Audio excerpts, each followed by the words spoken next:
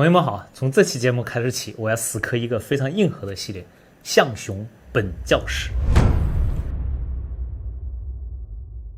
为什么要做这个系列啊？原因有3个。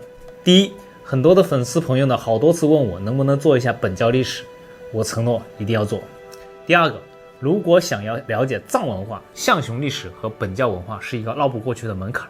第三个，我到全网查询了一下本教和象雄的相关的视频材料，认真严肃的做本教历史的几乎没有，多数呢是一些神话和猎奇的传闻。所以呢，我打算呢以史学家、考古学家的权威藏学研究资料为基础，以我在藏地的实证探索和田野调查为辅，力求打造一个全面展现藏文化脉络的系列纪录片。这个想法呢，在我的脑海当中呢徘徊已久。为什么我迟迟没有开始动手做呢？这是因为我到查询了藏学的相关的资料，发现象雄历史和本教历史的资料并不是很多，而且呢，因为西藏历史不注史的关系，很多的资料呢需要汉地中原王朝的史料去相互印证。更有甚者呢，我查到的有些资料的信息甚至还相互矛盾，这一度让我很困惑，到底哪个是对的呢？当然了，我也不是什么考古学家和历史学家，我既没有这个精力，也没有能力去做二次考证。所以呢，在遇到分歧的时候呢，我主要还是以主流的、权威的藏学专家的研究为准。藏地历史上有很多的史实到现在也只是推测，并没有权威的定论。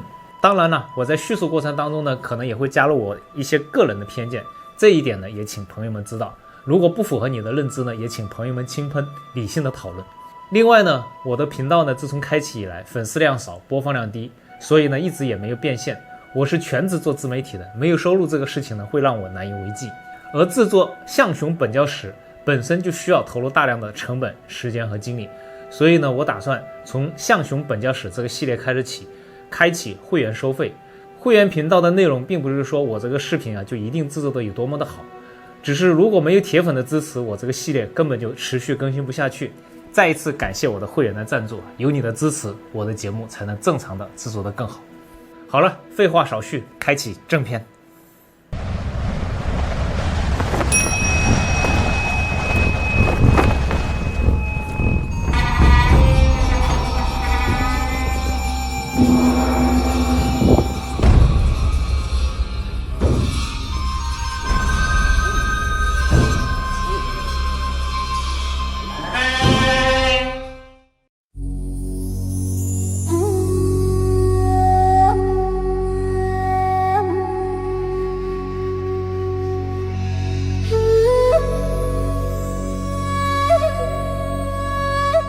朋友们，你有没有想过一个问题我们今天说起西藏呢，最先想到的是什么？是吐蕃王朝，是松赞干布，还是文成公主进藏？你有没有好奇过在吐蕃王朝崛起之前，这片被雪山和荒原包裹的高原上曾经建立过哪些王国？又是谁在这里点燃了文明的火种？又是谁塑造了这片土地最原始的信仰和文化？今天呢，我们就来聊聊这个被很多人遗忘又深刻地影响了整个藏地的历史的名字——象雄。首先第一个问题象雄到底是什么？它从哪里来？在吐蕃诞生之前的历史呢，藏地曾经有过大大小小的非常多的邦国和部落，比较知名的有苏皮吐谷浑党项等等不同的部落和邦国，但是存在时间最长、影响力最大的就是那个象雄王朝。有很多人呢，第一次听到象雄2个字就会下意识觉得，这是一个外来的音译词，或者是一个地名。没错，你的直觉是对的，但是真相比你想的要更有意思的多。象雄这2个字呢，本身就是源自于古藏语，象在古藏语里面是地方山沟的意思，雄呢是一个古老的部落的名字，雄峡的缩写。雄峡呢又藏着一个更浪漫的秘密，这个雄峡其实是远古神话当中一只神鸟的名字，也就是本教当中的琼鸟。在梵文里面叫这个我也读不来，也就是我们经常说的金翅大鹏鸟。换句话说，象雄这2个字呢，直译过来就是琼鸟部落的山沟。你看一个国家的名字不是凭空而来的，它是从一个部落、一个山沟的名字慢慢长大，最后变成了整个高原的代名词。这就像后来的吐蕃一开始只是亚龙河谷里面一个部落的名字，最后却慢慢的成为整个青藏高原的称呼。历史从来都是这样的，一个小小的起点慢慢长出了参天的大树。那朋友们又要好奇了，那这琼鸟到底是什么样的来头呢？在象雄人的传说里面啊，琼鸟是他们的祖先，是部落的图腾，是能带来力量和守护的神鸟。他们相信自己是神鸟的后裔，神鸟的翅膀护着他们，在这片荒原上生存繁衍，最后建立了自己的家园。所以琼这个符号从一开始起就刻进了象雄人的骨血里面。他们的王都叫穹窿营城，后来东迁的部落聚集地叫琼布丁青，连部落的名字里面都带着琼的印记。你看这是我在阿里的本教寺庙古庐江寺拍到的场景。寺庙的顶上有一只大大的琼鸟。如果说我们中华民族的图腾是龙，象雄王朝的图腾就是这只大鹏金翅鸟。而如今象雄王朝虽然已经不在，但是琼鸟的形象我们在藏地却随处可见。更有意思的是当初信奉琼鸟为图腾的琼鸟部落，后来居然演变成一个在藏地延绵千年的琼氏家族，他们所传承的文化延续至今，这不得不说是一件很神奇的事情这个内容我留到下期的节目再详细讲，这里我暂且按下不表。那么远古的象雄王国是什么时候诞生的呢？它在时间长河里面又是怎么冒出来的呢？很多人以为西藏文明起步很晚，甚至觉得吐蕃才是西藏文明的开端，但实际情况并不是这样的。根据藏地的本教古文献，现代藏学考据推算，象雄王国最早的建国时间大概是在公元前1500年左右。我来给大家对标中原王朝这个时间点相当于我们国家商朝的晚期。你看当华夏的文明还处在青铜时代，商朝占卜祭祀的时候，遥远的阿里荒原上就已经形成了雪域高原早期的部落王权国家象雄。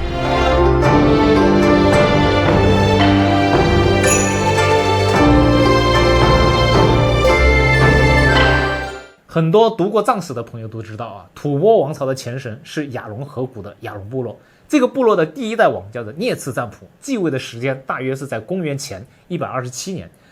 那个时候的亚龙部落还是一个相对原始的游牧部落。而根据藏文古籍的明确记载，在聂次占卜之前，象雄王朝就已经存在了上千年。根据史学界较为公认的说法，象雄王朝经历了18代上古王土的传承，这18代跨度久远，足以证明早在吐蕃部落还未成型之前，象雄已经在荒原完成了文明的积淀。正是依托这漫长的发展周期象雄形成了藏地上古时期非常独特的政治格局——象雄18王国。象雄18王国不是前后更替的朝代，而是同一时期并存的18个部落邦国。这18国严格分为4大王族、14个属国。4大王族是象雄的最核心、血统最纯正的嫡系部族，掌控着王朝的王权与军事。宗教最高权则掌握在本教的祭司手中，形成了神权与王权并存的格局。剩下的14属国是臣服于中央的边缘部落，各自保有高度的自治权。这就有点像中原王朝的周王朝的分封制了。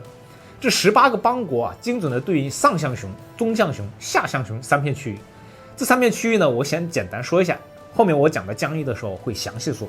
上象雄区域是以穹窿营城为核心，驻扎着4大王族，手中握着高原最精锐的兵力，是象雄政治、宗教、经济中心。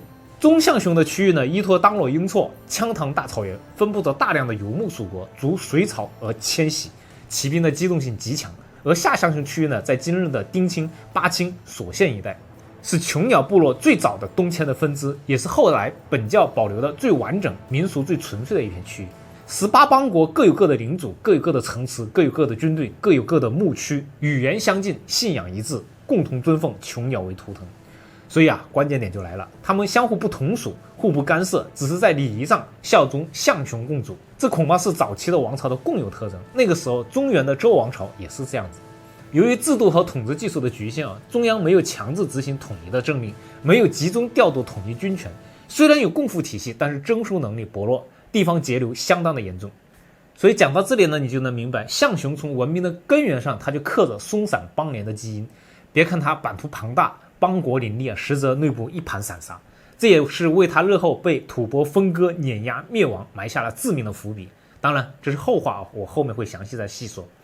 那么象雄它到底是怎么来的呢？最开始就是我们前面讲到的那个琼鸟部落，他们生活在阿里、冈底斯山脉周围的河沟山谷里面，靠游牧、狩猎、原始的商贸生存。因为信仰统一，图腾一致，血脉同源，囚鸟部落不断的兼并周围的小型部族，慢慢的抱团壮大，形成联盟，从松散部落到区域性部落联盟，到统一的王权王国，这就是象雄诞生的完整路径。下期的视频呢，我会详细讲一讲囚鸟部落的历史与传说。这个神奇的部落几乎贯穿了藏地文明的始终。总之呢，象雄它不是一个外来族群入侵建立的国家，它是藏地土生土长、纯粹原生的雪域本土文明。这里我再补充一个冷知识就在我们汉文的史记里面呢，象雄从来不叫象雄，而是叫它羊童，还分为什么大羊童小羊童。大羊童呢，就是我们今天讲的巅峰时期的象雄。小羊童呢，就是后期分裂出来的边缘部族。讲到这里大家有没有发现一个细思极恐的事实？我们所熟知的吐蕃在高原上存续了200多年，而象雄从公元前10几世纪诞生，直到公元7世纪灭亡，横跨2000多年，它才是青藏高原上寿命最长、最古老、最被低估的文明。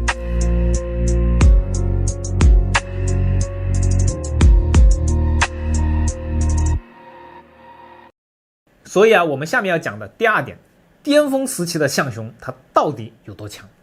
很多人呢只知道吐蕃王朝强盛，却不知道在吐蕃崛起之前，象雄才是这片高原上真正的霸主。首先，第一个问题象雄的疆域到底有多大？根据本教文献和现代考古的双重印证，在巅峰时期的象雄疆域几乎覆盖了整个青藏高原。在往西，它控制了拉达克，一直延伸到今天的巴基斯坦的巴尔的斯坦。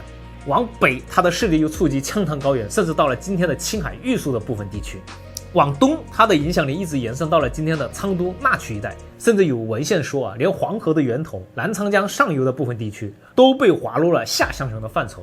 意大利藏学家图奇曾经说过，在吐蕃帝国建立之前，象雄是一个大国，或者说是一个强大的部落联盟。它的王都呢，就是我前面提到的穹窿营城，坐落在今天的阿里地区的噶尔县，冈底斯山脉以南大约60公里的地方。根据本教典籍和民间的传说穹窿营城奢华无比，地基铺金，四壁相迎，城门铸铁，四角嵌玛瑙，女墙包铜，就连门框都用海螺装饰，在阳光下熠熠生辉，远远望过去如银色的仙境，营城由此而得名。城池依山势而建，层层叠叠，形似展翅的大棚，故又称大棚营城。城内的布局严整，中心呢是象雄王的宫殿，周围呢环绕着18座偏殿、360座神殿和1008座佛塔，住有王族、大臣、僧侣和数万的民众。商旅云集，香火鼎盛，是当时整个高原的政治、经济与文化中心。当然了，以上的描述呢出自《象雄王统记》和本教《雪域王统史》，这是古人的文学性的赞美，宗教的史书的夸张的修辞。现代考古勘探穹窿营城的遗址发现城墙全部都为土石夯筑，山体呢富含云母，所以以上说法是根本没有得到现代考古的验证的。但是哪怕抛开经营修饰，在4000多米的阿里荒原能够造出10万平米依山叠建的巨型王城，本身就足以证明当年象雄的国力恐怖至极。我们可以想象一下，在公元7世纪之前，当亚龙河谷的吐蕃部落还在猥琐发育的时候，象雄已经是一个横跨数千里的大国了。它的疆域比后来早期统一的吐蕃还要辽阔，它的文化比我们想象的要更成熟得多。而且象雄人不是一个只知道打仗的部落，他们有自己的意识形态，也就是我们说的本教。很多人对于本教的印象还停留在原始巫术、万物有灵，而且有很多人呢一听本教，第一反应就是黑教。在他们的刻板印象里面，本教就是阴森、邪术、诅咒、杀生祭祀，野蛮原始，不入正统。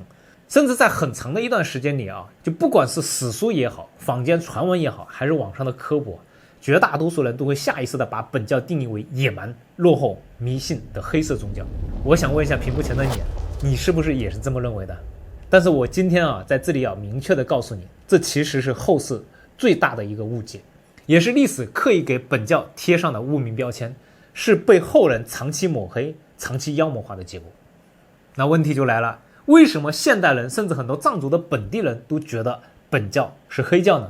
我这里呢先埋一个伏笔，真正的原始的鼎盛时期的象雄本教根本不是你想象的那样，那些血腥的祭祀、邪术诅咒、阴森疑鬼、绝大部分都是在本教衰落以后流入民间，杂糅萨满巫术，被边缘化之后演变出来的世俗本教。可是你不知道的是，象雄时期的本教已经发展成为一套完整系统的宗教体系，他们有自己的经典、修行体系、仪轨，并且早在佛教传入血域之前，雍宗本教已经形成了本土成熟的密修法门。也就是说，本教的密宗比佛教还要早。后来藏传佛教里面有很多的元素啊，比如说像什么转山啊、转壶啊，还有微商啊、类玛尼堆啊，甚至很多护法神的形象啊，都能在古老的象雄本教里面找到源头。在古象雄王国国教时期的雍宗本教拥有完整的宇宙观，层级清晰的修行体系，仪轨纯净，修行规范，是高原上古时期高度成熟的制度化的宗教。那么本教最后为什么会被扣上黑教的帽子呢？是谁在刻意抹黑它呢？这就在以后我讲到吐蕃历史的时候，讲到佛本之争的时候，大家就会明白这一点。佛本之争后面呢，藏着很多为人所不知道的政治博弈。这个关键点呢，我以后专门开专题给大家彻底讲清楚。我们继续讲象雄。上古时期的象雄文明啊，并非是我们想象的那么原始。一个灿烂的文明必然有自己的文字，没错，这就是象雄文。2024年我摩旅西藏途经格吉县的时候，当时有遇到一个老师叫索朗平措，他给我看过古代的象雄文。虽然我并不认识古象雄文，也不认识藏文，但是单从字体的形状上来辨认，它们真的是很像，而且它们都是表音文字。所以现在有很多的学者认为，后来的藏文就是在象雄文的基础上发展而来的。也就是说，我们今天所看到的藏文藏着象雄文明的密码。虽然关于藏文的起源，目前学界一直存在争议，有的学者认为藏文是松赞干布时期借鉴印度婆罗米字母创制而成，这种说法呢有它的道理。不过呢，鉴于历代新王朝在建立的时候都要否定旧王朝，抹去旧王朝的痕迹，我本人呢更倾向于藏文是脱胎于本土象雄文字的说法。你又是如何认为的呢？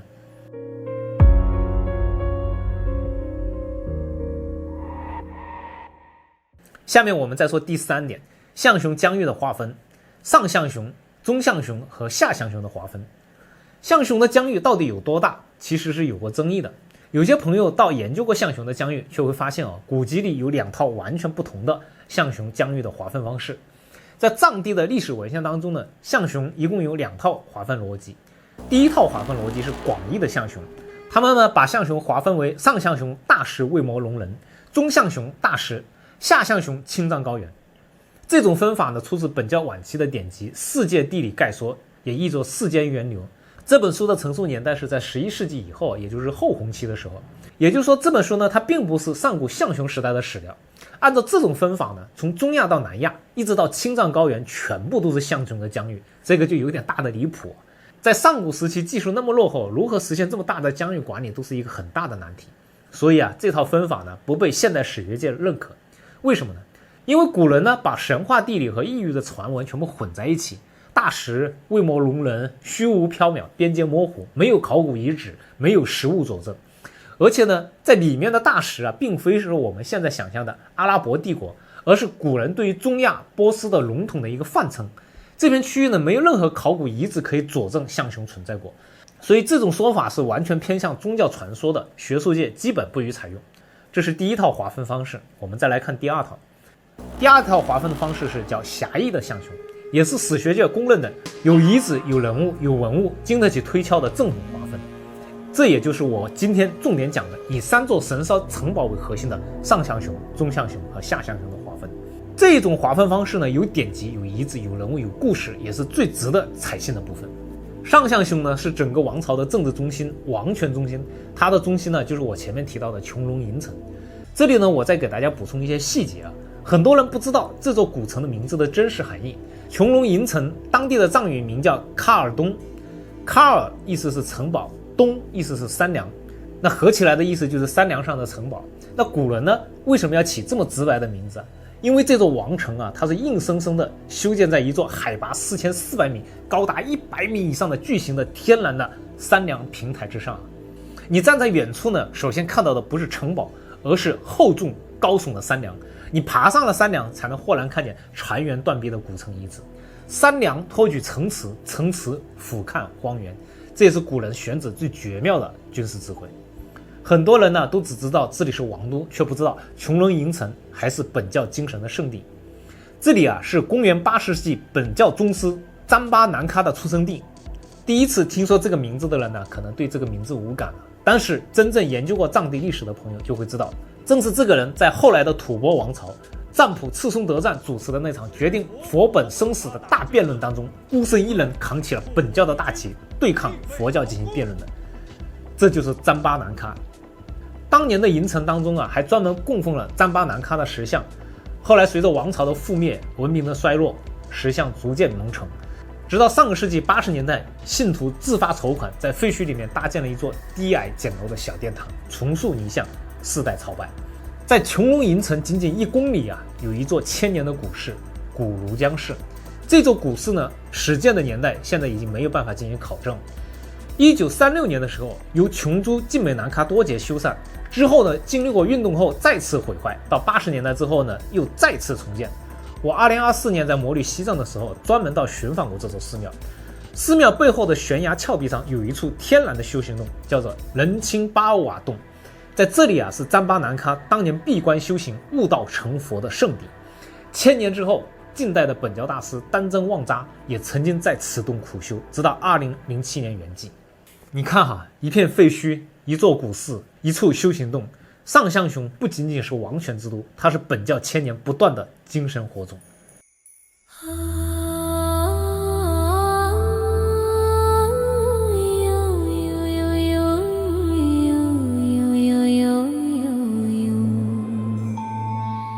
很多人呢把中象雄呢简单理解成一片湖区啊，这是一个巨大的误区。中象雄呢才是整个象雄疆域最为居中、最扼守交通要道、最为悲壮的地方。它的核心遗址啊，名叫当惹琼中，坐落在今天的当惹雍措东岸的琼拉山顶，依山傍水，三面悬崖，一面通路，是一个天然的军事堡垒。这个当惹琼中又是什么意思呢？我给大家翻译藏语的本意啊，你瞬间就能读懂象雄人的执念。这个当惹呢是圣湖的意思，这个琼呢就是前面我们也说过的大鹏鸟，中呢就是城堡，直接翻译过来的意思就是大鹏守护的湖畔圣堡。这里呢藏着象雄王朝最惨烈、最心碎的亡国故事。公元7世纪的时候，松赞干布大举西征，攻破象雄防线。末代象雄王李弥迦兵败被俘，而他囚禁的地方就是这座当惹琼中的古堡。一代王者困于孤城整整7年啊！没有刀兵血战，没有悲壮突围，只有无尽的荒原、冰冷的湖水、孤立山顶。最后呢，李弥迦在城堡北侧的湖边被吐蕃人刺杀，象雄王朝的血脉彻底断绝。当你站在当惹琼中的遗址上，你就能明白啊，这里不仅仅是一座普通的城堡，这里是象雄王朝的断头台。除此之外呢，中象雄呢还是本教伏藏的圣地。无数的本教觉藏师啊，曾经在此山此地挖掘上古的经文、法器、秘藏，直到今天，当地的信徒依旧保持完整的转山转湖的传统。你是在跟他们浇圣水吗？而且还有一个非常珍贵的冷知识，在尼玛县当地的方言里面啊，至今保留着大量的纯正的古象雄的词汇，这是语言的活化石，也是象雄文明没有彻底消亡的铁证。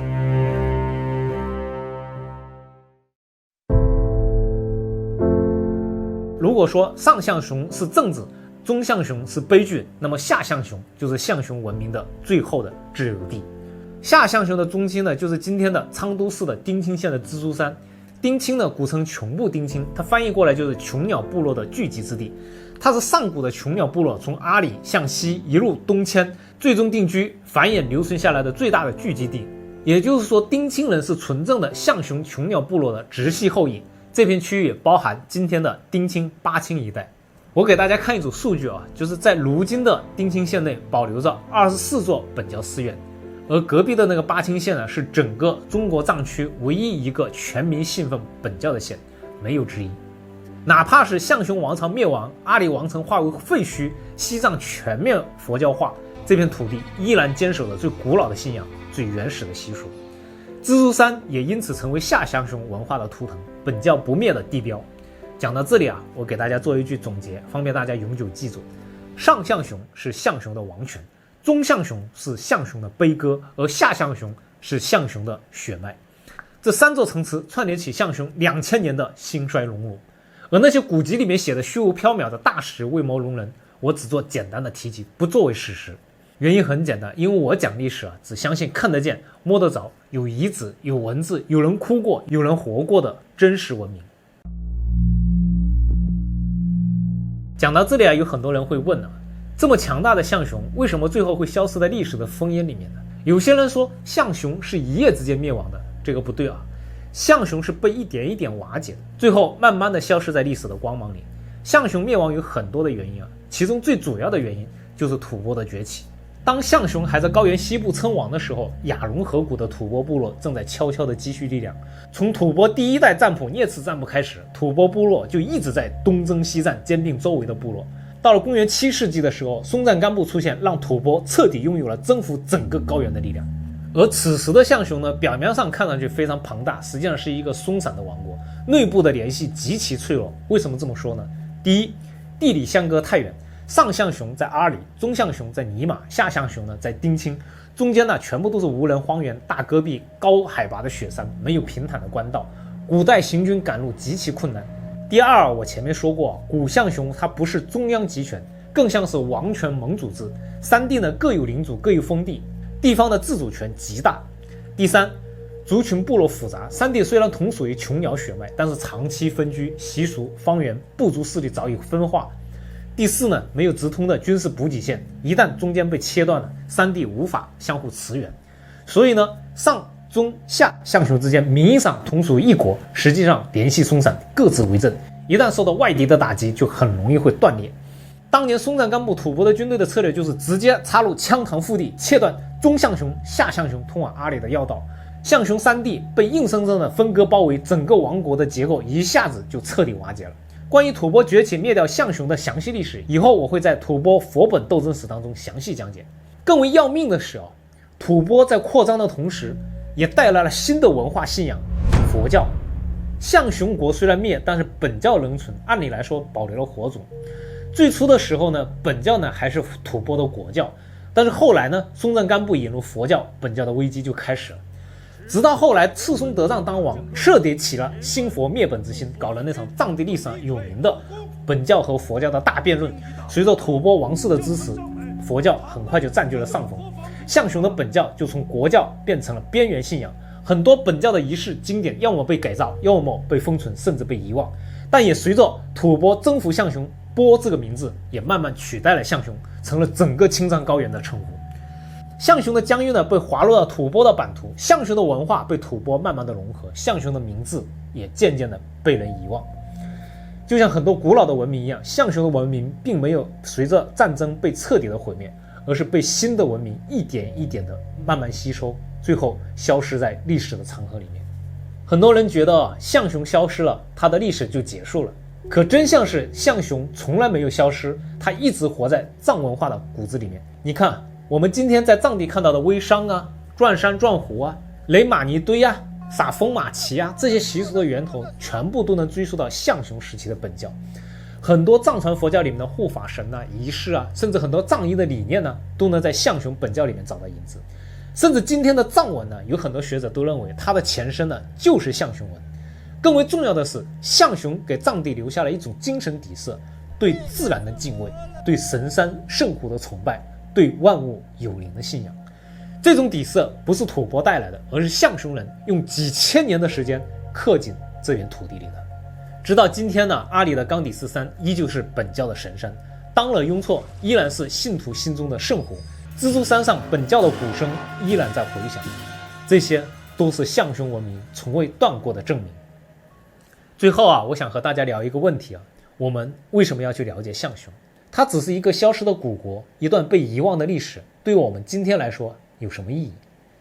因为象雄它是藏地文明的根，就像我们要了解夏朝、商朝才能明白中华文明的源头一样，我们了解象雄才能真正读懂藏文化的底色。如果我们只是知道吐蕃，只是知道松赞干布，我们看到的只是藏地历史的一半，甚至还不到一半。而象雄能够帮我们补上另外一半，它让我们明白这片土地的文明不是突然出现的，而是经过几千年的沉淀和发展才有了现在的样子。而且象雄的故事呢，也藏着所有古老文明的宿命。一个王国会消失，一个名字会被遗忘，但是它留下的文化、信仰和习俗会一直活在这片土地上，活在人们的骨血里面。它告诉我们，真正的文明从来不是靠疆域和武力来延续的，而是靠那些刻在骨子里面的信仰和文化。